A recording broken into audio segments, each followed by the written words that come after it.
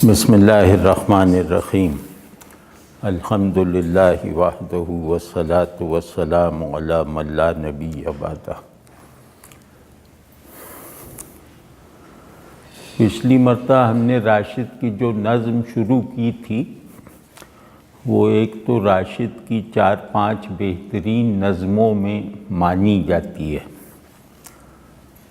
اور اس نظم میں راشد کے ذہنی، اخلاقی، نفسیاتی غرض ہر طرح کے مسائل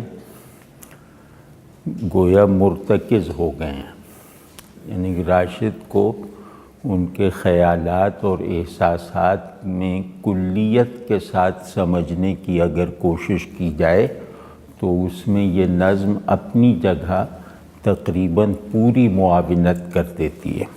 تو اس نظم کی یہ اہمیت ہے۔ میرے بھی ہیں کچھ خواب، لیکن اس نظم کی ابھی شرح میں جانے سے پہلے 1-2 باتیں تمہید میں عرض کر دوں۔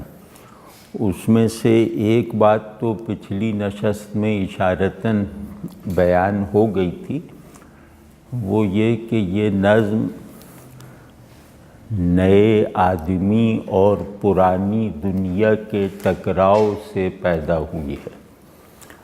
یعنی اس نظم کا جو بنیادی مضمون ہے، یا یوں کہہ لیں کہ اس نظم کے معانی کی تمام تعمیر جو ہوئی ہے وہ اس احساس اور ایسے تجربے اور اس طرح کے تخیل سے ہوئی ہے کہ جیسے آدمی نیا ہو چکا ہے، یعنی کہ اپنے پرانے پن سے آزاد ہو چکا ہے، نیا بننے میں کامیاب ہو چکا ہے، اور ماضی سے منقطع ہو کر حال کو گویا اپنے سوانح کا، اپنے وجود کا پہلا لمحہ بنا لینے پر قادر ہو چکا ہے۔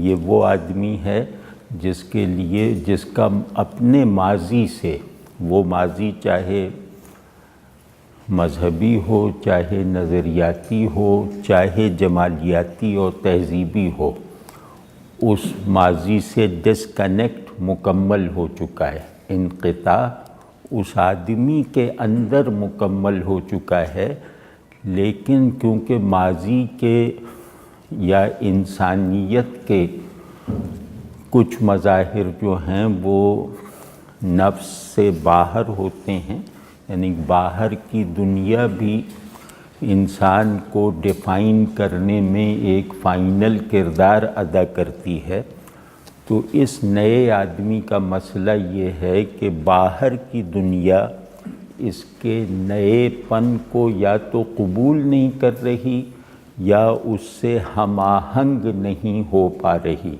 تو اس کو اپنے نئے پن کو آبجیکٹیوائز کرنے کے لیے، اس کو اپنے نئے پن کو ایک خارجی حقیقت اور واقعہ بنانے کے لیے، اس کو اپنے نئے پن کی بنیاد پر اپنی دنیا پیدا کرنے کے لیے رکاوٹ پیش آ رہی ہے۔ یہ ہے اس نظم کا تھیم یا بیسک تھیم۔ تو اور ویسے بھی راشد کی تقریباً تمام شاعری اسی ٹکراؤ سے پیدا ہوئی ہے کہ آدمی نیا ہے، تاریخ اور دنیا اپنے پرانے پن سے چھٹکارا نہیں پا رہی، تو اس ٹکراؤ سے جو احساسات اور خیالات پیدا ہوتے ہیں ان سے راشد کی معنویت کے تمام اسٹرکچرز بنتے ہیں، یا یوں کہہ لیں کہ تقریباً تمام۔ تو دوسرا جو نکتہ ہے وہ یہ ہے کہ راشد ٹیکنیک میں بھی منفرد آدمی ہے۔ تو جدید شاعری یا شاعری کی جدید روایت اصل میں تہذیب کی شکست سے خوش ہو کر پیدا ہوئی ہے، یعنی تہذیب کی شکست ایک واقعہ ہے کہ مثال طور پر اگر ہم ایک محدود دائرے میں دیکھیں تو مسلم بر صغیر میں مسلم تہذیب وہ راشد کے زمانے تک یا اقبال کے فوراً بعد شکست کا شکار ہو گئی، ٹوٹ پھوٹ میں مبتلا ہو گئی، تو اس تہذیبی بحران کے دو رد عمل پیدا ہوئے، بر صغیر کی مسلم دنیا یا یہاں کی شعری اور تخلیقی روایتوں پر۔ ان میں سے ایک رد عمل نوحے اور مرثیے کی طرح تھا یا رجز کی طرح تھا کہ جو اس سے ٹکرا جانا چاہتا تھا، جس کی سب سے بڑی مثال اقبال ہے، اور نوحے کی سب سے واضح مثال اکبر الہ آبادی ہیں۔ تو لیکن دوسرا ایک طبقہ تھا، دوسرا ایک گروہ تھا جو شکست کے اس عمل سے خوش تھا، مطلب اس سے موافقت رکھتا تھا کہ اس تہذیب کو فنا ہو جانا چاہیے۔ تو وہ جس تہذیب کے غلبے سے مسلم تہذیب شکست خوردگی کی حالت میں چلی گئی تھی، اس تہذیب کی طرف کشش میں مبتلا تھا۔ تو مغرب کی فاتح تہذیب کی طرف کشش میں مبتلا ہو کر اور اپنے تہذیبی بحران کو ضروری سمجھ کر جو شاعری پیدا ہوئی یا شعر کی جو روایت پیدا ہوئی وہ جدید شاعری ہے۔ لیکن ان لوگوں کا مسئلہ یہ تھا کہ ان کے لیے مغرب، یہ پھر بھی مغرب کے اندر نہیں تھے، تو یہ باہر سے بیٹھ کر مغرب کی کشش کو محسوس کر رہے تھے۔ مغرب اپنے تہذیبی بہاؤ کے ساتھ ان کے باطن میں اس طرح جگہ نہیں بنا پایا جس طرح کہ کوئی تہذیب اپنے دائرے میں رہنے والے لوگوں میں بناتی ہے۔ تو ان کے لیے مغربی تہذیب ایک ذہنی تصور تھا یا کوئی مزیدار چیز تھی، تو اس سے مزیداری کی توقعات باندھ کر اس کی کشش میں رہنے کے نتیجے میں جو ڈسکورس پیدا ہوا جدید شاعری میں، وہ ڈسکورس لغویت کی حد تک بے معنی تھا، کیونکہ اس تہذیب کو لیو کیے بغیر آپ اس تہذیب کی کشش محسوس کر رہے ہیں، اور جس تہذیب کے اسٹرکچرز کے انہدام کے آپ حامی ہیں، اس تہذیب کی باقیات ابھی تک آپ کے نفسیاتی نظام کو چلا رہی ہے۔ یعنی تہذیب خارج میں پہلے ختم ہوتی ہے، انسان کے داخل میں سے اسے غائب ہوتے ہوتے وقت لگتا ہے۔ تو داخل میں اپنی تہذیب کی باقیات کے جبر سے نجات پائے بغیر، جبر میں ان کی اصطلاح میں کہہ رہا ہوں، یعنی اپنے تہذیبی اثرات سے نجات پائے بغیر مغربی تہذیب کی طرف ایک میلان اور رغبت اور کشش کا رویہ مغربی تہذیب کو ذہنی اور نفسی سطح پر لفٹ کیے بغیر اس کے بارے میں چند سنی سنائی باتوں کی بنیاد پر یہ جس طرح انسانی نفس اور تہذیب کی نئی تشکیل مغرب کے نمونے پر کرنے کے درپے ہوئے، اس جد و جہد کے نتائج بہت بڑی حد تک مضحکہ خیز ہیں۔ مطلب انہوں نے انسان کو اس کی اندرونی ساخت کے ساتھ بھی ان کی نظروں سے اوجھل کر دیا، یعنی یہ کبھی اس قابل نہ ہو سکے کہ یہ اس سوال کا جواب دے سکیں کہ انسان کیا ہے۔ اسی طرح یہ کبھی اس قابل نہ ہو سکے کہ انسان اور دنیا اور انسان اور تاریخ کا تعلق کن اصول کی بنیاد پہ ہوتا ہے اور کن نتائج کی توقع پر اس تعلق کو فنکشنل رکھا جاتا ہے۔ تو اس کے لیے ظاہر ہے کہ ایک ایسا نظریہ، ایک ایسا مکمل ورلڈ ویو چاہیے تھا جس سے تہذیب بھی ڈیفائن ہو اور جس سے انسان بھی اپنا تصور باندھنے کے لائق ہو جائے۔ تو ان کے یہاں انسان، تہذیب یا کسی بھی ورلڈ ویو کی تشکیل کر لینے والے جو آرگینک عناصر ہیں وہ تو ان کے یہاں تھے ہی نہیں۔ تو اس وجہ سے ان کے ججمنٹس میں، یعنی کہ کسی روایت کی شاعری کے مثال کے طور پہ دو حصے کر لیے جائیں کہ ایک اس کا طرز احساس اور طرز خیال ہے، اور ایک اس کے مکمل معنی پیدا ہو کر اس کی ججمنٹل فارمز ہیں۔ تو ان کے احساسات بھی، کیونکہ یہ تہذیبی خلا میں تھے، تو ان کے احساسات اور جذبات اور خیالات میں ایک جبری ابہام ہے۔ مطلب آپ ایک کلاسیکل شاعری سے ایک کلاسیکل شاعر سے اس کے شعر کا مطلب پوچھ لیں تو وہ کم و بیش وہی بتائے گا جو آپ پہلے سے سمجھے ہوئے تھے۔ تو وہ زیادہ سے زیادہ آپ کے سمجھے ہوئے کی کچھ اصلاح کر دے گا، آپ کے اندر جو مفہوم پیدا ہوا ہے اس میں کچھ اضافے کر دے گا، اور آپ اس کی اصلاح اور اس کی طرف سے کیے جانے والے اضافے کو بغیر کسی مزاحمت کے مان لیں گے۔ لیکن ہمارے یہاں کی جدید شاعری کی روایت میں یہ صورتحال نہیں ہے۔ یہاں شعر کا خالق اپنے شعر کے مفہوم کو بتانے پر قادر نہیں ہے، ٹھیک ہے نا؟ مطلب اس کا شعر خود اس کے لیے بھی مبہم ہے، کیونکہ اس کے احساسات اور خیالات کی تشکیل کا چینل ابھی چلنا شروع ہی نہیں ہوا۔ اس کے تخلیقی تجربے اور کسی بنی بنائی تہذیب کے درمیان کوئی زندہ ربط ابھی پیدا ہی نہیں ہو سکا، تو اس لیے اس کے احساسات بھی ابہام کے دھندلکے میں رہتے ہیں، اور ان احساسات سے وجود پانے والا بیان بھی جو ہے وہ ایک دھوئیں میں ملفوف رہتا ہے خود اس کے لیے بھی۔ تو یہ ابہام ایک مطلب ممکنہ حد تک زیادہ معنویت کے ساتھ جدید شاعری کی اردو روایت میں راشد کے یہاں نظر آتا ہے۔ مطلب راشد کے یہاں جو ابہام پایا جاتا ہے، جو جدید شاعری کا خاصہ ہے، اس سے کوئی نہیں بچ سکا۔ تو راشد کے یہاں وہ ابہام احساسات کی سطح پہ نسبتاً کلیئر ہے، اور خیالات کے رخ سے بھی نسبتاً واضح ہے۔ تو اس کا سبب یہ ہے کہ راشد نے اپنی ٹیکنیک میں ایک بات مستقلاً داخل رکھی۔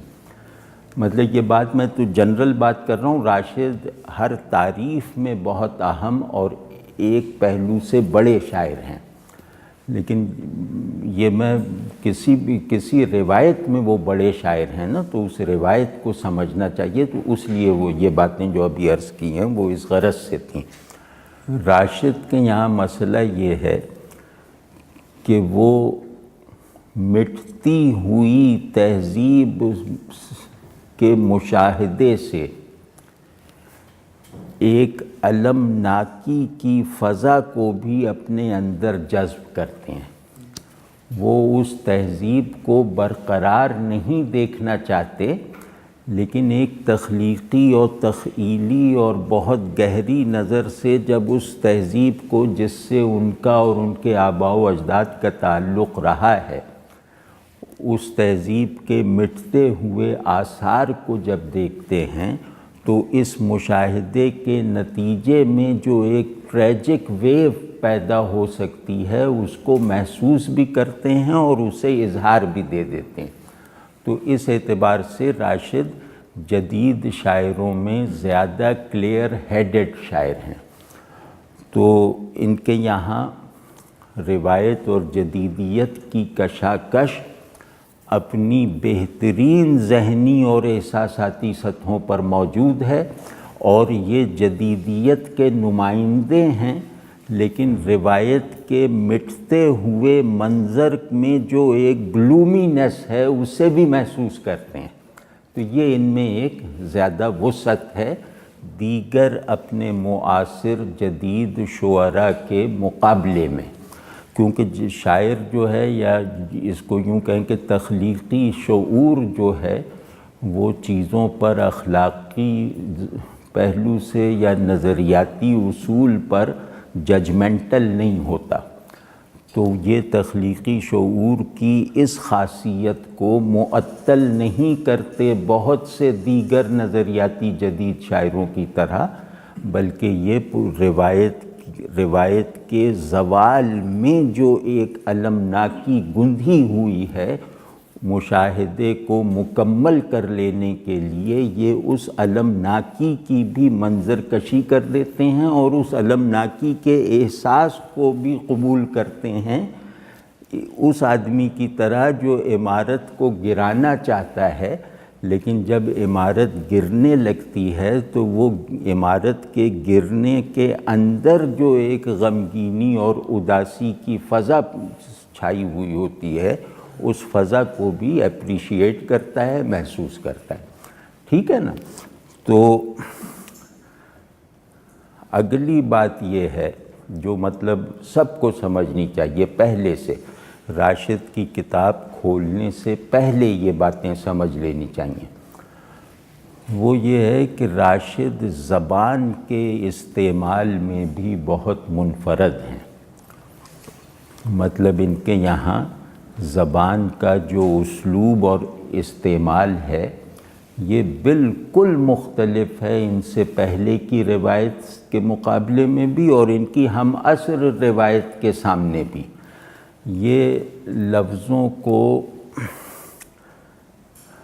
آپ یوں کہہ لیں کہ یہ لفظوں کو گویا پرسنلائز کرتے ہیں اور یہ لفظ ایجاد نہیں کرتے، لیکن اس کے باوجود ان کا جو لسانیاتی پھیلاؤ ہے، اپنے اظہار کے لیے یہ جن لفظوں کو میڈیا کرتے ہیں وہ لفظ اپنے اس طرح کے استعمال کی کوئی روایت نہیں رکھتے۔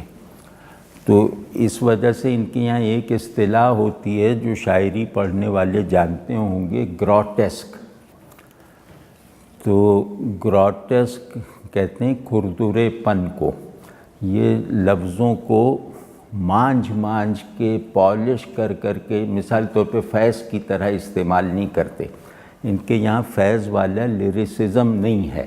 فیض کا بہت بڑا مسئلہ تھا کہ وہ لفظ کی تصویر اور آواز کو اس کے مفہوم سے زیادہ اہمیت دیتے تھے، اس سے ایک الگ طرح کی شاعری پیدا ہوئی، اور جدید شاعری میں خوبصورتی کی تخلیق کا عمل فیض احمد فیض سے زیادہ یا ان کے برابر کہیں بھی نہیں ہے۔ تو لیکن ہم ان کا نام اس لیے لائیں کہ راشد کا امتیاز واضح ہو، اس سے فیض سے ان کا موازنہ یا کمتری برتری نہیں ثابت کر رہے۔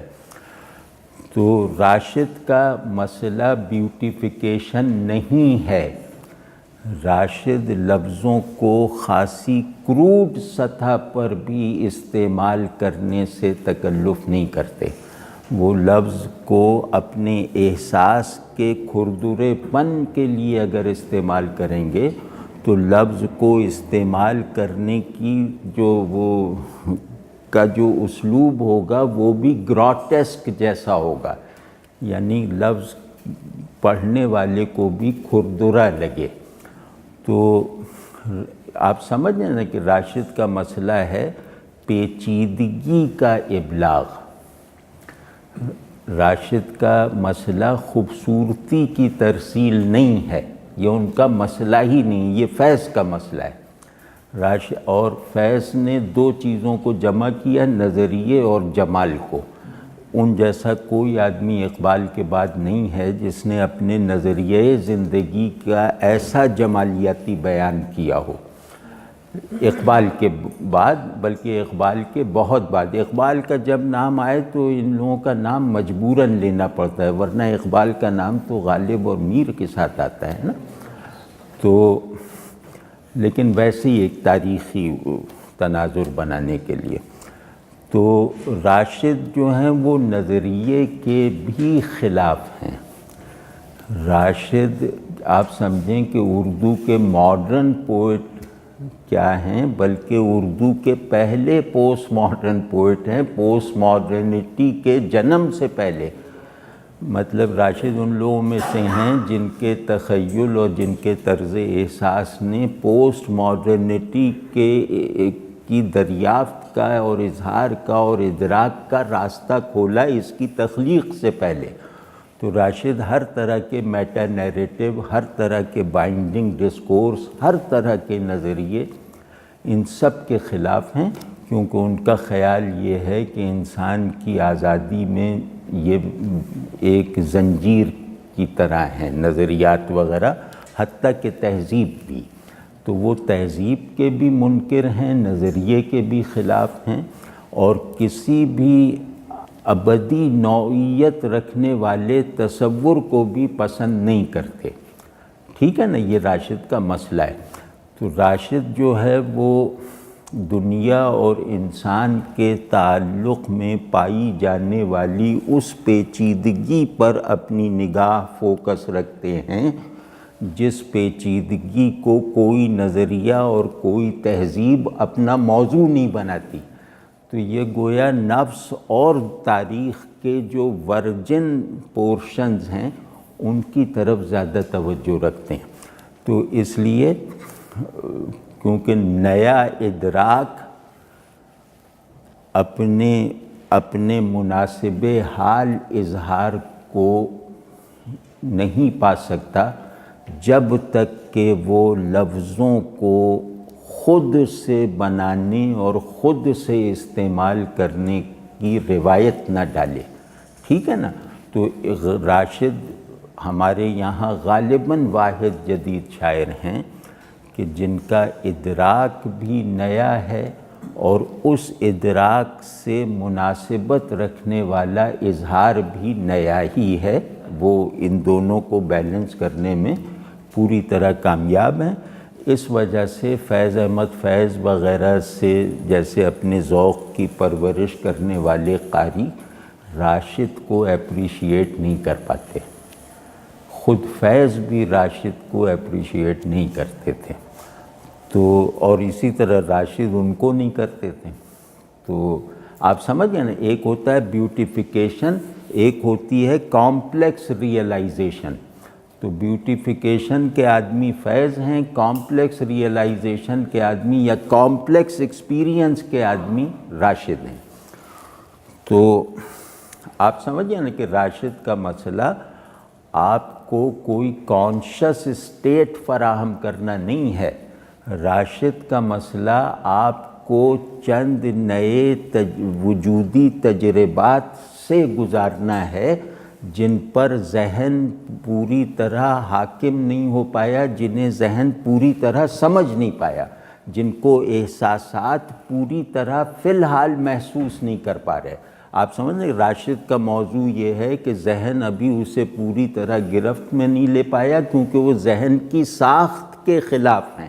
ذہن کی سمجھنے کی جو روایت ہے، راشد کا منظر سمجھنے کی اس روایت سے الگ ہے، اور راشد کا تجربہ ہمارے عمومی احساسات، ہم چیزوں کو جس طرح محسوس کرنے کے عادی ہیں، راشد جن محسوسات کی طرف ہماری توجہ دلاتے ہیں وہ محسوسات ہمارے عمومی طرز احساس کی گرفت میں نہیں آتے۔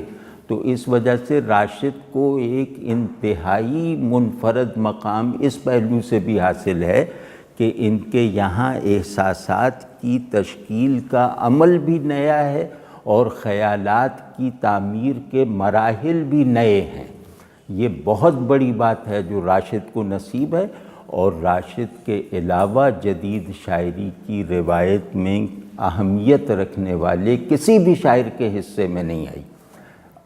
ایک شاعر ہیں لیکن ان کو کبھی اور دیکھیں گے، وہ عزیز حامد مدنی ہیں۔ تو وہ راشد کی روایت میں رہ جانے والے بعض کھانچوں کو انہوں نے بھرا ہے، لیکن وہ الگ شاعر ہیں۔ تو یہ آپ سمجھ گئے کہ راشد کے یہاں ایک طرح کی صوتی نغمگی تو کہیں کہیں ہے۔ وہ صوتی نغمگی جو ہے وہ بانسری کی صوتیات نہیں ہے، وہ ڈرم کی آوازیں ہیں، وہ ڈرم بیٹ کرنے کی آوازیں ہیں، وہ رجزیہ آوازیں ہیں۔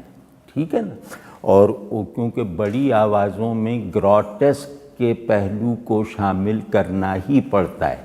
آپ دیکھیں کہ جتنے لیریکل پوئٹس ہیں ان کی آواز منمناتی ہوئی ہوتی ہے، مطلب چھوٹی چھوٹی آوازیں ہوتی ہیں، وہ جیسے چھوٹے چھوٹے نگوں کی مینا کاری کرتے رہتے ہیں۔ لیکن جو آدمی بے پرواہ ہو، جس کا لیریسزم جس کا مسئلہ نہ ہو، اسی کی آواز بڑی ہوتی ہے، اور بڑی آواز بڑے بگولے کی طرح ہوتی ہے، جس میں ہر چیز سمٹی ہوئی، جو آپ کو پسند ہے وہ بھی اس میں پڑی ہوئی ہے، جو آپ کو ناپسند ہے وہ بھی اس میں داخل ہے، یعنی اس میں کنکر بھی ہیں، پتے بھی ہیں، پھل بھی ہیں، کاغذ کے ٹکڑے بھی ہیں، لوہے کی کیلیں بھی ہیں۔ تو راشد کی آواز میں بڑی آواز کو تعمیر کرنے والے تمام صوتی اجزاء یا اکثر صوتی اجزاء موجود ہیں۔ تو کیونکہ لفظ کی صوتیات میں اس کا کھردرا پن اگر منہا کر دیا جائے تو اس کے صوتیاتی امکانات کے پورے ہونے میں کمی رہ جاتی ہے۔ تو گروٹس کوئی عیب کی بات نہیں ہے، لیکن یہ کہ ہم لوگوں کی کیونکہ شعری تربیت ایک خاص فضا میں ہوئی ہے اگر، تو ہم راشد کے یہاں اس کھردرے پن سے خود کو مانوس نہیں کر پاتے۔ دوسرا یہ کہ راشد کی نظم میں کئی مصرے نثر کی طرح آتے ہیں۔ وہ جو نثر کی طرح کے مصرے آتے ہیں وہ ایک خاص اسکیم کا حصہ ہیں، مطلب آدمی کی سمجھ نہیں آتا کہ اس میں تو کوئی شاعری ہے ہی نہیں، 10 مصرے آ رہے ہیں جیسے وہ منظوم کر دیا کسی اخبار کو۔ تو ایسا نہیں ہے، وہ اس نظم کے بننے کے عمل میں بہت لازم ہیں۔ اس کا سبب یہ ہے، ایک سبب بتاتا ہوں، پھر اگر کبھی ایسا ہوا تو ہم موقع پر اس کی اور تشریح کریں گے۔ وہ سبب یہ ہے کہ جس کا احساس مبہم اور خیال بھی ایمبیگوس ہو، تجربہ بھی سرٹن نہ ہو، کرسٹلائزڈ ایکسپیرینس نہ ہو، تو وہ اپنے مکمل ابہام کو ہسٹوریسائز کرتا ہے چند نثری فقروں سے، کیونکہ وہ نثری فقرے اگر نہ آئیں تو نظم کا تھیم ایبسرڈ ہو جاتا ہے۔ تو وہ نظم میں گندھے ہوئے ابہام کو ایبسرڈ ہونے سے بچانے کے لیے کچھ توضیحی فقرے آتے ہیں جو بالکل نثر کی طرح ہوتے ہیں۔ تو یہ سمجھ لیں ان کے بارے میں، کیونکہ حسن کوزہ گر وغیرہ جو ان کی بڑی نظمیں ہیں جب آپ پڑھیں گے تو اس میں یہ مشکل پیش آئے گی کہ یہ تو جیسے خط کی طرح ہے، اس میں تو کوئی الگ سے چمکتا ہوا مصرع ہے ہی نہیں، ٹھیک ہے نا۔ تو نظم بھی فیض جو ہے نظم کو شارٹ سٹوری کی طرح لکھتے ہیں کہ ہر فقرہ خوبصورت ہو۔ راشد نظم کو ناول کی طرح لکھتے ہیں۔ تو بہرحال تو یہ کچھ چیزیں پیشگی واضح کرنی تھیں۔ تو اب اس میں چلتے ہیں کہ میرے بھی ہیں کچھ خواب، اے عشق ازل گیر و ابد تاب، میرے بھی ہیں کچھ خواب۔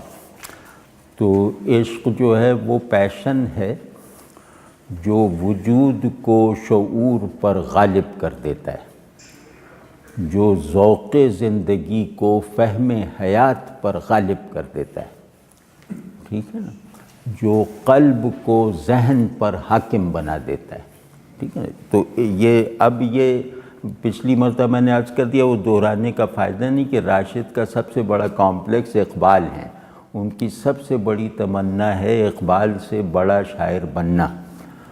تو یہ جو عشق ازل گیر و ابد تاب کی ترکیب ہے، یہ آپ یوں سمجھیں کہ جیسے اقبال بھی یہ باندھ دیتے، یہ ترکیب ایسی ہے، لیکن راشد نے یہاں چالاکی یہ کی ہے کہ اقبال کا عشق ایک مابعد الطبیعی، عرفانی اور الہیاتی سیاق و سباق میں ہے، اور اس کا حامل عبداللہ ہے، یعنی اللہ اور بندے اور اللہ اور کائنات کے تعلق کی اساس جس اصول پہ رکھی ہوئی ہے اقبال کی نظر میں، وہ اصول عشق ہے، یعنی وہ کونیاتی نظام کی بھی اصل ہے اور انفسی نظام کی بھی بنیاد ہے وہ عشق۔ ٹھیک ہے نا، وہ عشق جو سبب وجود، مغز وجود، نتیجہ وجود، مقصود وجود ہے۔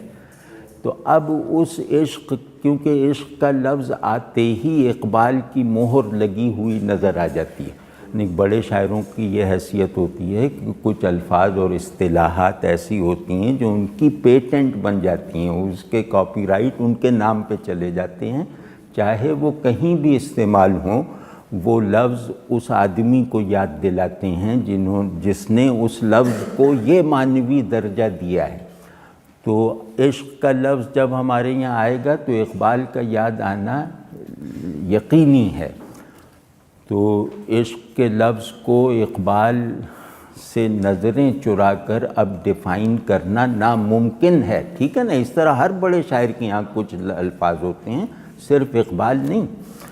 تو لیکن یہاں جو ہے یہ آپ سمجھیں کہ اقبال کے تصور عشق کو آپ اپنی نظر میں رکھیں کہ جو ازل سے ابد تک کا حامل ہے، یعنی ازل اور ابد عشق کے زمانے کی دو آنے ہیں اقبال کے تصور عشق میں، ٹھیک ہے نا۔ تو یہاں یہی ہے کہ وہ عشق جو ازل اور ابد دونوں پر غالب ہے، ازل بھی اس سے موجود ہے، ابد بھی اسی سے روشن ہے۔ یہ بات اگر اقبال سے کہیں کہ جناب آپ یہ کہتے ہیں تو کہیں گے ہاں میں یہ کہتا ہوں۔ تو لفظ تو اقبال کے یہاں قبولیت پا لینے والے استعمال کیے ہیں، لیکن مراد وہ ہے جس کی طرف اقبال ایک چھچلتی ہوئی نظر بھی نہ ڈالیں۔ تو مراد یہ ہے اس میں کہ اے انسان، وہ بنیادی انسانی پیشن جو ٹائم آرڈر کو بھی اپنی تحویل میں لینے کی طاقت رکھتا ہے۔ اب یہ اقبال کا مسئلہ نہیں ہے، تو یہ کہہ رہے ہیں کہ انسان کا وہ جذبہ جو ٹائم آرڈر کو اس کے آغاز سے اختتام تک اپنے قبضے میں لینے کی صلاحیت رکھتا ہے، اس کو ابھارنا چاہیے۔ اس کو ابھارنے کے لیے اسے مخاطب بنایا جا رہا ہے، ٹھیک ہے نا۔ تو یہ عشق کوئی الوہی اصول کے طور پہ نہیں بیان ہو رہا۔ آپ یوں سمجھ لیں کہ اس عشق کو خدا کا متبادل بنا کر مخاطب کیا جا رہا ہے اور اس سے اپنی ضرورت پوری کرنے کی درخواست کی جا رہی ہے، ٹھیک ہے نا۔ تو اب یہ کہہ رہے ہیں، اب اتنا واضح ہے نا، تو اب ہم آگے یہی کہیں گے کہ عشق ازل گیر و ابد تاب۔ تو کیونکہ یہ آدمی نیا ہے، اس آدمی نے انسان کے مستقل سب سے گہرے وجودی پیشن، یعنی وجودی پیشن بھی زائد لفظ ہے، پیشن ہی وجود ہے، وجود ہی پیشن ہے۔ اس سچویشن کے لیے ایک لفظ استعمال ہوا ہے عشق، ٹھیک ہے نا۔ اب آپ اس سیاق و سباق میں اسے سمجھیں۔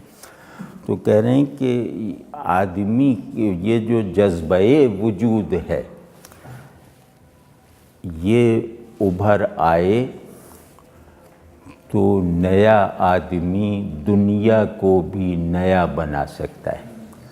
یعنی ایک نیا آدمی جس طرح خود ری ہیومنائز ہوا ہے، اسی طرح یہ دنیا کو بھی ری ہیومنائز کر دے گا، ٹھیک۔ تو اب اگر یہ پیشن اپنی پوری طاقت کے ساتھ ابھر آیا تو اس لیے اسے مخاطب کیا جا رہا ہے کہ میرے بھی ہیں کچھ خواب، میرے بھی ہیں کچھ خواب، کہ میری بیداری دولخت ہے۔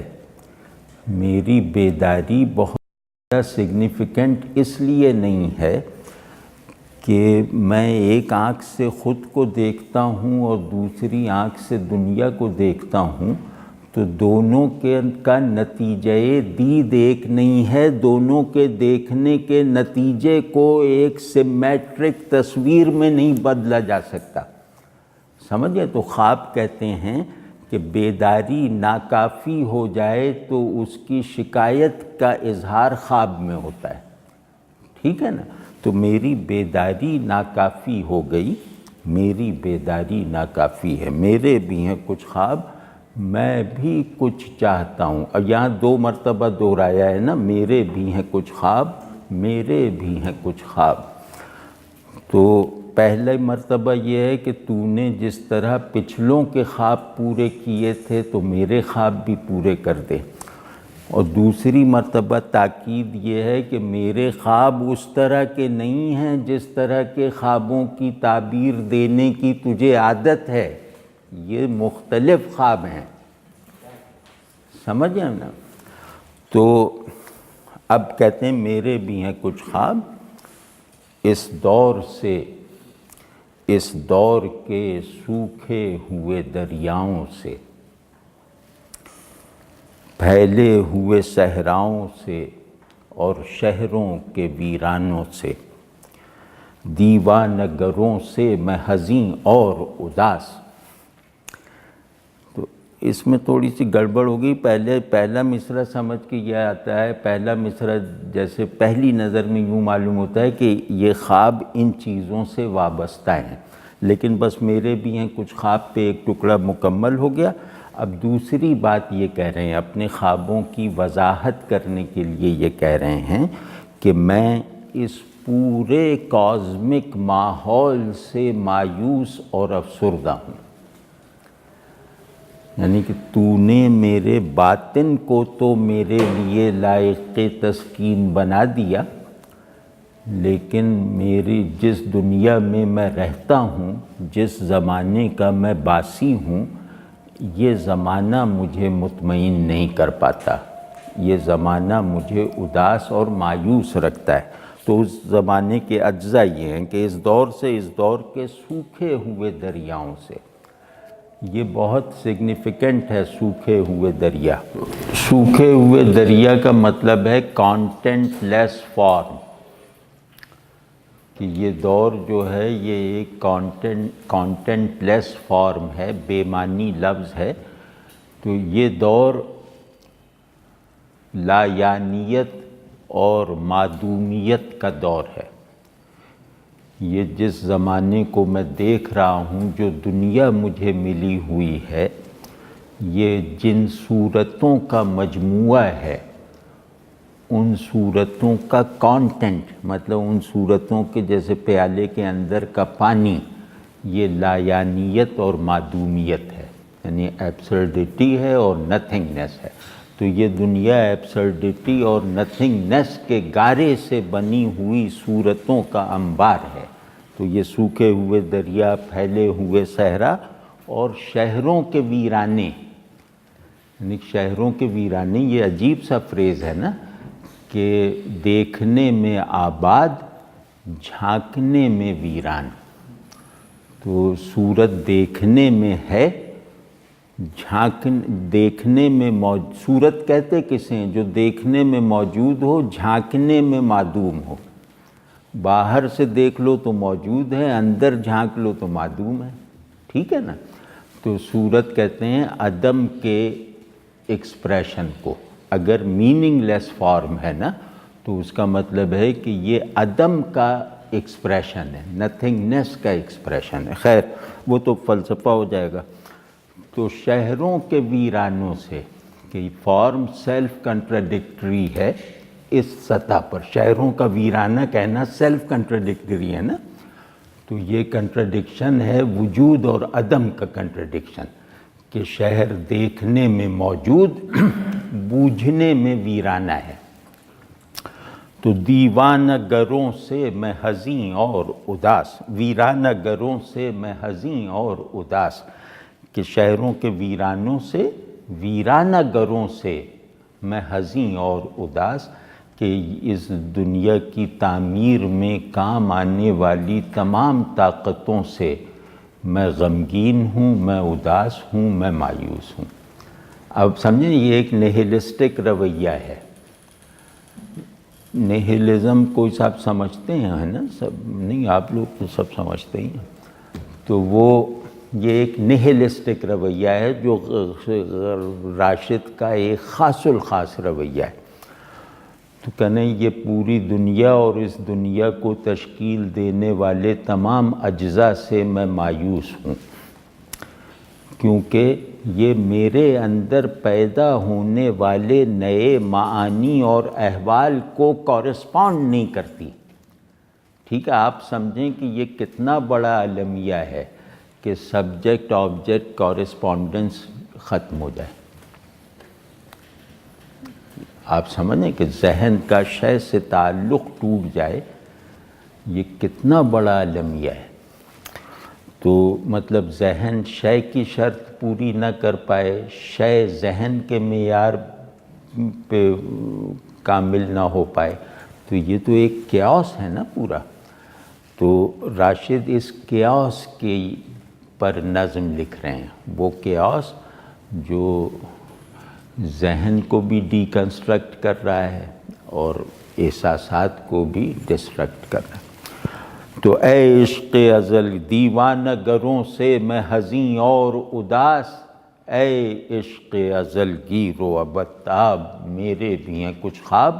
کہہ رہے ہیں کہ بیداری میں نے اپنی دکھا دی کہ یہ معدومیت کی موہوم شکل کو دیکھنے سے عبارت ہے۔ میری بیداری کیا ہے کہ میں عدم کے چہرے دیکھتا رہتا ہوں، بے معنی لفظ سنتا رہتا ہوں۔ تو اب اور تاکید سے کہہ رہے ہیں کہ اے عشق ازل گیر و ابتاب میرے بھی ہیں کچھ خواب، میری سچویشن ایسی ہے، میں ایسی ایبسرڈائزیشن میں پھنس گیا ہوں، میرے بامانی ہونے نے مجھے ایبسرڈٹی کی دلدل میں پھینک دیا ہے۔ یعنی میری معنویت کے احساس نے مجھے لا یعنیت کے غبار کی خوراک بنا کے رکھ دیا ہے۔ تو میرا یہ خواب ہے۔ تو میرے بھی ہیں اے عشق ازل گیر و ابتاب میرے بھی ہیں کچھ خواب، میرے بھی ہیں کچھ خواب۔ تو ایک کو آپ ذرا غصے سے پڑھیں، دوسرے کو لجاجت سے پڑھیں تو بھی اچھا لگے گا کہ پہلے کہہ رہے ہیں غصے سے میرے بھی ہیں، یا پہلے لجاجت سے پڑھ لیں میرے بھی ہیں کچھ خواب، اور میرے بھی ہیں کچھ خواب، یعنی توجہ کرو۔ تو وہ خواب اب کون سے خواب ہیں؟ پہلے وجہ خواب بتائی ہے، یعنی میری بیداری ناقص اور مہمل ہے، میرے خواب ہی میں کچھ معنی رہ گئے ہیں جو میرے احساسات بھی پرسیو کرتے ہیں اور میرے ذہن میں بھی کچھ نہ کچھ جگہ بنا سکتے ہیں۔ ٹھیک ہے نا، یعنی صرف اندیکھا بامانی ہے، دیکھا ہوا سب مہمل ہے، یہ سچویشن ہے۔ تو وہ خواب کون سے خواب؟ وہ خواب کے اسرار نہیں جن کے ہمیں آج بھی معلوم، وہ خواب جو آسودگی مرتبہ و جاہ سے، آلودگی گرد سر راہ سے معصوم۔ ابھی یہاں روکتے ہیں کہ اب خواب وہ ہیں کہ بیداری میں حقیقت علم سے باہر بھی رہ جائے تو علم سے باہر رہ جانے کا احساس بھی علم ہی کی کیفیت ہے۔ یعنی دیکھنے میں جو چیزیں میں دیکھ رہا ہوں ان کے پورے علم تک نہیں پہنچ رہا، انہیں دیکھتے ہوئے ان کے پورے علم تک نہیں پہنچ پا رہا، تو ان کے پورے علم تک میری نارسائی کی کیفیت ذہن میں کیفیت علم ہے، حالت جہل نہیں ہے۔ ٹھیک ہے نا، یعنی علم اصل میں نامعلومیت میں بھی ایک علمی، ایک دانش اور جاننے کا رنگ پیدا کرتا ہے نا۔ مطلب یہ میرا نہ جاننا جاننے کی ساخت ہے۔ اگر میں اپنے نہ جاننے کا ادراک رکھتا ہوں تو میرا یہ ادراک اپنی جگہ علم ہے۔ ٹھیک ہے نا، تو اب یہ کہہ رہے ہیں کہ ان کے اسرار ہمیں نہیں معلوم۔ وہ خواب ہم دیکھتے تو ہیں لیکن ان خوابوں کے حقائق، اسرار یہاں چھپے ہوئے حقائق کے معنی میں ہیں کہ ان خوابوں کے اصل پوشیدہ حقائق کیا ہیں وہ ہمیں نہیں معلوم، لیکن اس خواب کا امپیکٹ ہم محسوس کرتے ہیں، اس خواب کی تاثیر ہم تجربہ کرتے ہیں، اور اس خواب کی معنویت سے پیدا ہونے والی ایک نئی سمت ہم پر واضح ہے۔ تو وہ خواب، اب وہ خواب جو اتنے بڑے ہیں کہ ان کے حقائق خواب دیکھنے والے کو نہیں معلوم، اور وہ خواب جو آسودگی مرتبہ و جاہ سے آلودگی گرد سر راہ سے معصوم. اب یہ خواب ظاہر ہے گرینڈ ڈریمز ہیں نا، کہ جن کے اسرار نامعلوم ہیں، جن کو دیکھنا یقینی ہے، جن کو جاننا ممکن نہیں ہے. ٹھیک ہے، یہ عجیب سا تجربہ ہے نا. تو اب وہ کہہ رہے ہیں کہ یہ خواب، یہ گرینڈ ڈریمز، یہ مرتبے اور بڑائی کی راحتوں سے اور راستے میں اڑنے والی گرد کی آلودگی سے پاک ہیں. یعنی یہ آدمی کو دنیا کا بنانے کے لیے نہیں ہیں. یہ خواب جو ہیں وہ آدمی کی سیلف ٹرانسینڈنس سے پیدا ہوئے ہیں، اپنے آپ میں مبتلا رہنے کے نتیجے میں نہیں پیدا ہوئے. آپ سمجھ گئے نا؟ یہ خواب اس لیے نہیں ہیں کہ میں فلاں ملک کا حاکم بن جاؤں، میں فلاں فیکٹری کا مالک بن جاؤں، یا میں فلاں راستوں کی سیاحی اور سیر کرنے میں کامیاب ہو جاؤں. یہ خواب مرد دنیا بندے مال بننے کے خواب نہیں ہیں، یہ کیریئر میکنگ کے خواب نہیں ہیں، یہ دنیا میں اوور ایمبیشس رومانٹکس کے خواب نہیں ہیں. یہ خواب ایک نئے اور سچے انسان کے خواب ہیں جو اپنی وجودی توسیع میں سنجیدہ ہے مگر راستہ نہیں پا رہا، کیونکہ یہ کائنات اس کی وجودی توسیع میں رکاوٹ بنی ہوئی ہے. آپ سمجھ گئے نا؟ تو جو زیست کی بےہودہ کشاکش سے بھی ہوتے نہیں معدوم، خود زیست کا مفہوم. کہ یہ خواب وہ ہیں جو زندگی کی پست درجے کی جدلیات سے کمزور نہیں پڑتے، معدوم نہیں ہوتے، فنا نہیں ہوتے.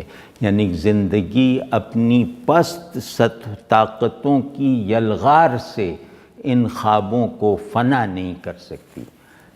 ٹھیک ہے نا؟ کیوں؟ کیونکہ یہ خواب خود زندگی کا آئیڈیل ہیں. زندگی کی پروفین ایکٹیویٹی خود اپنے ہی آئیڈیل کو کل نہیں کر سکتی. اس بات کو سمجھیں. یہ مطلب اس بات کو ویسے بھی اخلاقی طور پر سمجھنا بھی ضروری ہے، جمالیاتی طور پر تو ہے ہی، کہ زندگی کا ایک آئیڈیل ہے اور زندگی کا ایک ایکچول در و بست ہے. تو ایک سچویشن آتی ہے کہ زندگی اپنی ایکچویلٹی میں اپنے آئیڈیل سے متصادم ہو جاتی ہے. تو لیکن یہ کہ زندگی کی ایکچول حرکت اور ایکچول فارمز چاہے جتنی بھی بگڑ جائیں، چاہے جتنی بھی اپنے آئیڈیل سے منحرف اور منقطع ہو جائیں، وہ اس آئیڈیل پر فتح نہیں پا سکتی، اس آئیڈیل کو فنا نہیں کر سکتی. تو کہہ رہے ہیں کہ زندگی کا مفہوم ہی یہ خواب ہیں. تو زندگی کا لفظ اپنے مفہوم کا گلا نہیں گھونٹ سکتا. زندگی ایک لفظ کی طرح ہے، یہ اپنے مفہوم کو چھپا تو سکتی ہے، اسے معدوم نہیں کر سکتی. یعنی تاریخ میں تاریخ کی ولگرائزیشن کو قانون بنا کر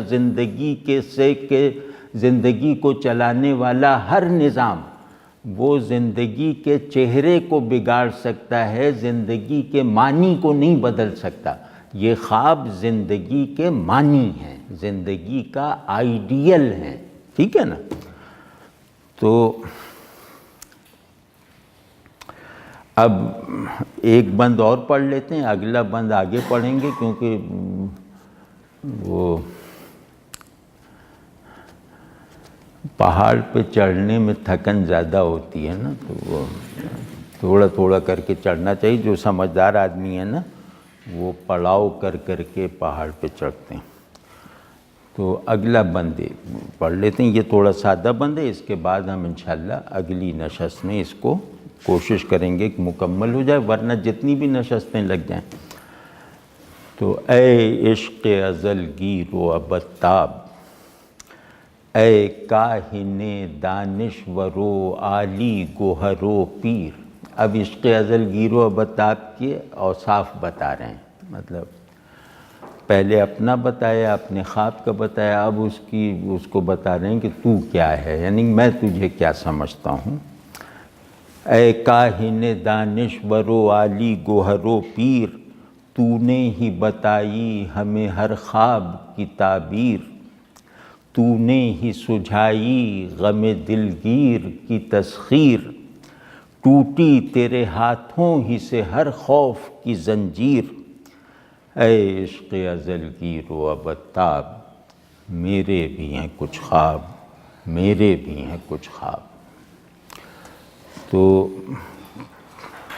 مطلب کسی سے کام کروانا ہو تو اسے یہ یقین دلانا پڑتا ہے کہ تم یہ کام کر سکتے ہو، تو یہ عشق کو یہ یقین دلایا جا رہا ہے کہ تو میرے خواب کو تعبیر دے سکتا ہے۔ اب اس کی صفات بتائی ہیں کہ کاہن دانشور، بہت بہت بامانی ترکیب ہے اور یہ آپ کہیں اور نہیں دکھا سکتے۔ کاہن دانشور، کاہن کہتے ہیں مستقبل کی پیش گوئی کرنے والے کو، ٹھیک ہے نا؟ مستقبل کی پیش گوئی کرنا غیر معمولی علم کے ذریعے سے، یعنی علم کا ایک معمولی طریقہ ہے نا کازیشن کا، تو یہ کازیشن کی شرط کو توڑ کر مستقبل کو، وہ مستقبل کے بارے میں بتاتا ہے، وہ کاہن ہے، ٹھیک ہے نا؟ تو اور دانشور کیا کہنے کہ یہاں کاہن دانشور کا میں ویسے ہی ایک مطلب بتاتا ہوں کہ جو مستقبل کا تصور رکھتا ہے اور اس تصور کو مستقبل میں پورا ہوتے ہوئے دکھانے کی قدرت رکھتا ہے، یعنی جو مستقبل کو اپنے تصور کے مطابق بنانے کی طاقت رکھتا ہے، ٹھیک ہے؟ دانش کسے کہتے ہیں؟ دانش کہتے ہیں معنی کو لفظ پر غالب کرنا، تو زمانہ لفظ کی طرح ہے، اسے انسان معنی دیتا ہے، ٹھیک؟ تو کہتے ہیں کہ اے کاہن دانشور و عالی گوہر، عالی گوہر کہتے ہیں اچھی نسل والے کو، اعلیٰ نسل والے کو، یعنی جس کا مادہ تخلیق اعلیٰ ہو۔ عالی گوہر عام طور پہ جس کا نسب اچھا ہوتا ہے اسے کہا جاتا ہے۔ تو کہہ رہے ہیں کہ تو عالی گوہر ہے، اس کا مطلب یہ ہے کہ تیرا نسب بہت پاک، بہت کامل، بہت پرفیکٹ اور بہت کرسٹل ہے، ٹھیک ہے نا؟ یعنی تو جس سبب سے بھی پیدا ہوا ہے وہ سبب بہت بڑا ہے، تو کسی چھوٹے سبب سے نہیں پیدا ہوا، تیری تشکیل میں کوئی چھوٹا عنصر شامل نہیں ہے، تیری تشکیل میں زمان اپنی حقیقت کے ساتھ اور مکان اپنی پوری استعداد کے ساتھ صرف ہو گیا ہے۔ تو اور پیر، تجھ سے قدیم کوئی نہیں ہے، پیر کا مطلب ہے قدیم، یعنی ایٹرنل، یعنی اینشینٹ نہیں، اولڈ نہیں، ایٹرنل، کہ تو سب سے قدیم ہے۔ جو میں نے کہا تھا نا کہ اللہ کی جگہ بٹھا رہے ہیں، تو پیر کا مطلب قدیم، کہ تجھ سے پہلے کوئی نہیں، تیرے بعد کوئی نہیں۔ قدیم کی تعریف یہی ہے نا مولانا، یہی تعریف ہے نا کہ جس سے پہلے کوئی نہیں، جس کے بعد کوئی نہیں۔ تو اتنا عظیم المرتبہ خدائی صفت کا مجسمہ ہے، تو نے ہی بتائی ہمیں ہر خواب کی تعبیر۔ انسان اپنی ابتدا سے جو خواب دیکھتا آ رہا ہے، ان خوابوں کو تعبیر اس کے جذبہ وجود سے ملی ہے نا۔ تو کہہ رہے ہیں کہ تو نے ہی اب تک انسان کو اس کے خوابوں کی تعبیر فراہم کی ہے، تو اپنی اس روایت کو اس نئے آدمی کے لیے بھی مسلسل رکھ اور جاری رکھ۔ تو نے ہی سجھائی غم دلگیر کی تسخیر، کہ تو نے ہی جو وجودی بحران اور وجودی ٹریجڈی پیدا ہو جاتی ہے، انسان کے اندر جو ایک وجودی بے دست و پائی اور غمناکی پیدا ہو جاتی ہے، یہ تو ہی ہے جو اس المیے کا، اس غمناکی کا ازالہ کر دیتا ہے، ٹھیک ہے نا؟ غم دلگیر کہتے ہیں جو دل کو جکڑ لے، اور ایسا غم جو خوشی کو محسوس نہ ہونے دے، ایسا غم جو کبھی اپنی کیفیت کو کمزور نہ پڑنے دے، ٹھیک ہے نا؟ تو جو ہے وہ وجود کے اندر پیدا ہو جانے والی ہر ایگونی، ہر غم، ہر حزن، ہر مایوسی کا ازالہ کرتا آیا ہے، تو میری بھی اس مایوسی کا ازالہ کر دے۔ تو ٹوٹی تیرے ہاتھوں ہی سے ہر خوف کی زنجیر۔ اب یہاں غم اور خوف میں بہت ماہرانہ فرق کیا ہے انہوں نے۔ غم کہتے ہیں اپنی سبجیکٹیوٹی کے بحران کو، یعنی داخلی بحران کو، کہ آدمی اپنے وجود کے پوٹینشیلز کو عمل میں نہیں لا پا رہا، تو یہ غم ہے، دلگیر، دل کو پکڑ لینے والا غم ہے۔ اور خوف خارج سے آتا ہے۔ تو نے انسان کے اندرونی نقائص کا بھی ازالہ کیا، اور تو نے کائنات میں موجود کائنات میں جو انسانوں کو بحران میں رکھنے کا ماحول ہے، اس ماحول کا بھی خاتمہ کیا، ٹھیک ہے نا؟ تو نے گویا وجود کو اس کے انسانی اور اس کے کائناتی دونوں در و بست میں کامل اور محفوظ رکھا، ٹھیک ہے نا؟ اے عشق ازل گیر و ابتاب، ٹوٹی تیرے ہاتھوں ہی سے ہر خوف کی زنجیر۔ اے عشق ازل گیر و ابتاب، میرے بھی ہیں کچھ خواب، میرے بھی ہیں کچھ خواب۔ تو اب اگلی مرتبہ آج، ورنہ پھر سب سونے لگیں گے۔ تو پچھلی نشست میں موجود نہیں تھا، یقیناً یہ بات ہوئی ہوگی، آپ نے دہرائی بھی کہ اقبال کی طرف کے لیے کچھ ایسا رجحان دیکھا گیا راشد کے حوالے سے کہ راشد کے ان جیسا کہنے کی کوشش یا ان سے بڑا کہلانے کی کوشش، تو یہ ممکن ہے ڈیلیبریٹلی نہ کیا ہو انہوں نے، ایسی کوئی چیز ہے؟ نہیں، اقبال جو ہے نا وہ بعد میں آنے والوں کا ڈسٹرکٹیو یا پازیٹیو مطلب ریفرنس ہیں۔ بعد میں آنے والی پوری شاعری یا تو اقبال سے بھاگنے کی کوشش ہے یا اقبال کی طرف لپکنے کی کاوش ہے۔ تو یہ بڑے شاعروں کا ہوتا ہے، جیسے غالب، اقبال کا مسئلہ غالب بننا تھا، تو یہ مطلب کوئی اس طرح، یہ کوئی ایسی بات نہیں جو میں اپنی داڑھی کی وجہ سے کہہ رہا ہوں۔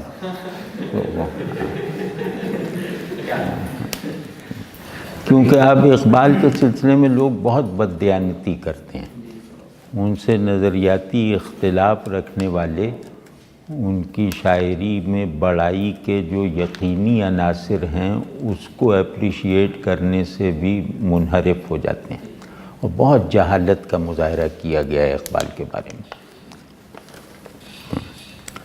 تو دیکھیں فیض تھا، فیض کیونکہ فیض کی شخصیت روایتی تھی، نظریات جدید تھے، تو شخصیت نظریے سے زیادہ ایکسپریشن میں آتی ہے نا، تو وہ دیکھیے اقبال کے آگے بالکل مریدوں کی طرح ہیں، بالکل مریدوں کی طرح۔ تو لیکن راشد کے آگے اقبال کی تعریف کر کے یا تو پھر یہ ہوگا کہ وہ واک آؤٹ کریں گے یا آپ کو نکلنا پڑے گا۔ مطلب اگر راشد کو جو لوگ جانتے ہیں وہ سمجھتے ہیں۔ اقبال کے لیے ایک بات شاید پچھلی مرتبہ میں نے نہ کہی ہو، لفظ کے 3 امکانات ہوتے ہیں، معنی، تصویر اور آواز، ٹھیک ہے نا؟ لفظ ان تینوں کا کنٹینر ہوتا ہے۔ نہ اقبال سے بڑے معنی اردو میں کسی کے پاس ہیں، نہ ان سے بڑی آواز کسی کے پاس ہے، نہ ان کے برابر کی تصویر کسی کے پاس ہے، تو آپ اس سے لڑنے چلیں۔ آپ نے ڈرم کی آواز بتائی تھی جس میں خود رقم کے مجھے کیا ہے اعلان کرنے والا، شور مچانے والا ایک تو اقبال کو آپ کیا کہیں گے؟ اقبال کا جو ہے وہ جس دوسری آپ کیٹیگری میں ہم فال کر رہے تھے جس نغمہ کی. اقبال نے نفیس آوازیں بھی بہت پیدا کی ہیں، یعنی بیوٹیفائڈ آوازیں، اور رجزیہ اور بلند آہنگ آوازوں کا تو وہاں کارخانہ لگا ہوا ہے. مطلب اقبال کی شاعری اگر آپ ذرا سا اس کو پڑھنے کے انداز میں پڑھیں نا آواز سے، تو آپ کو لگے گا کہ اسرافیل کا سور چوری ہو گیا ہے.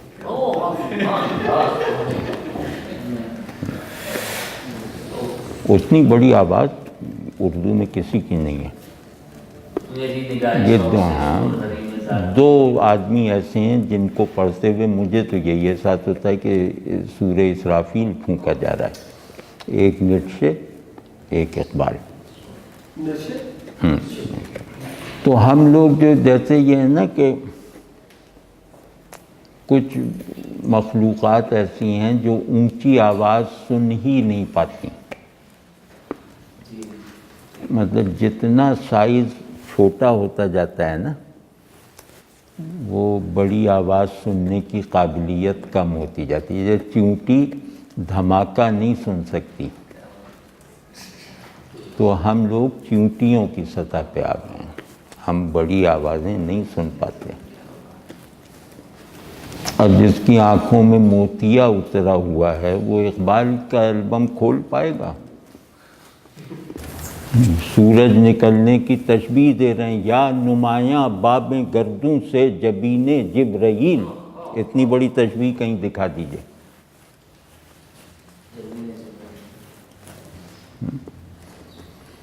وہ حرف راز جو مجھ کو سکھا گیا ہے جنوں، خدا مجھے نفس جبرائیل دے تو کہوں.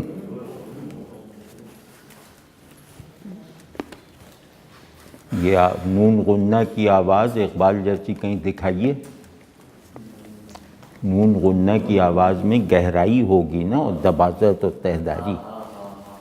وہ غنہ کسے کہتے ہیں جب آواز مکمل نہ ہو پائے.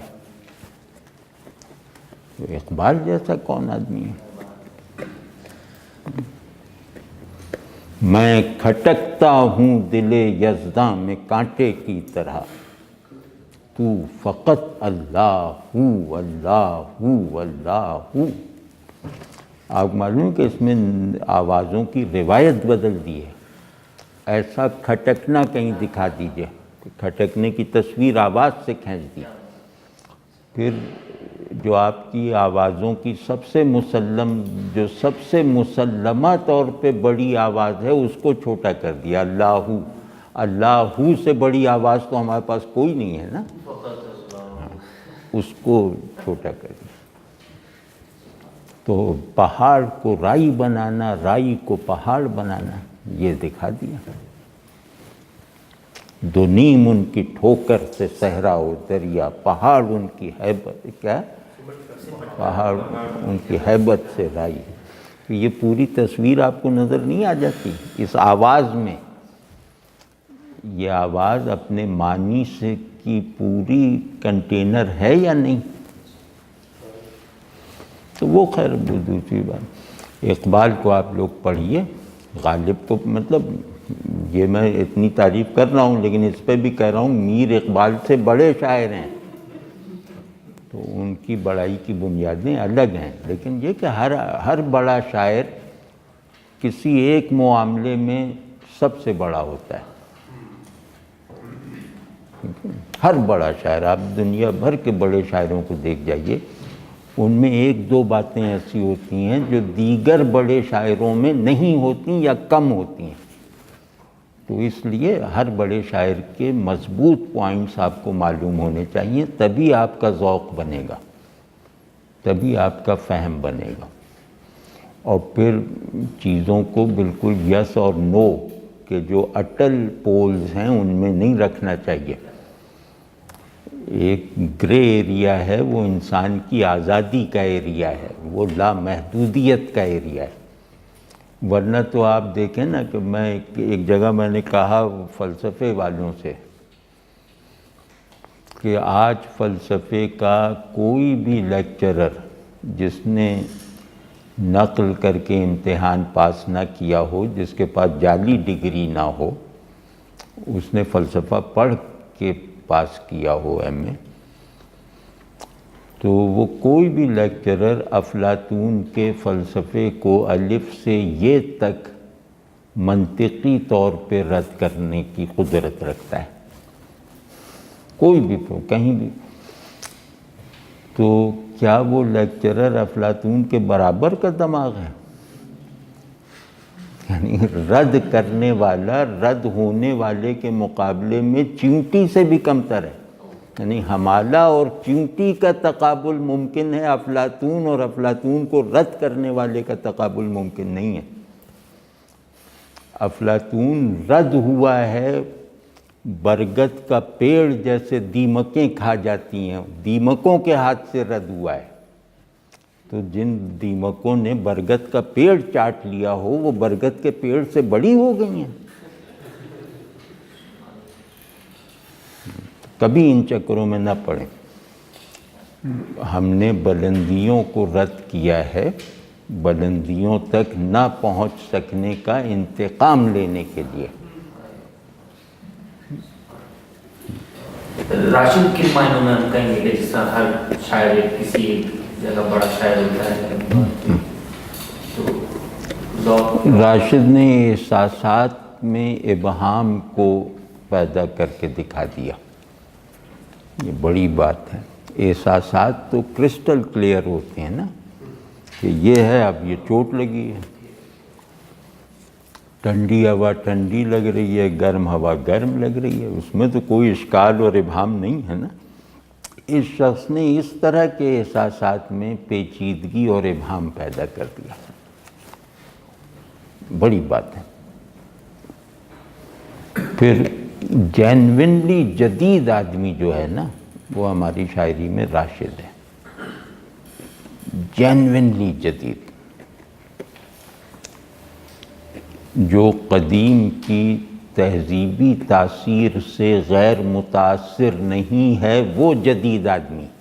یہ اگر ڈھونڈنا ہو تو یہ صرف راشد ہے، ٹھیک ہے نا؟ تو بہت شکریہ، بہت نوازش۔